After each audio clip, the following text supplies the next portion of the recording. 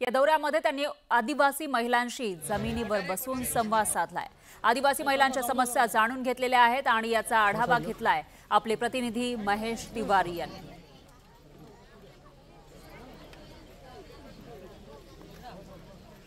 नागरिक आहे त्यामुळे त्यांच्याकडनं जाणून घेण्याचा प्रयत्न आहे काय चाललंय, कारण तिथे स्टेजवर थोडी समजतं की काय चाललेलं आहे, ते यांच्यासोबत बसलं तर समजतं काय चाललेलं आहे।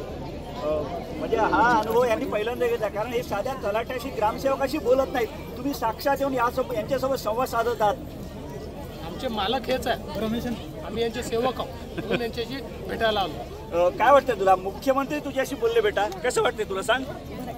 सांग ना, बोल ना, लाजू नको, सांग कसं वाटतंय तुला?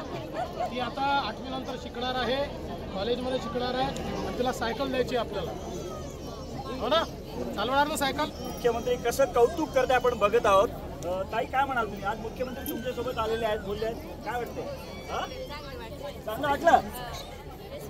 चालतो का मोबाईल? आपण पाहतोय, मला या ताईच्या डोळ्यात अश्रू दिसत आहेत, ते आहे का? आनंदाचे अश्रू आहेत, ताईच्या डोळ्यात आनंदाश्रू दिसत आहेत। हे पहिल्यांदा आहे, कारण तिनं कधी असा अनुभव केला नसेल, त्यामुळे हा ऐतिहासिक क्षण नक्कीच आहे।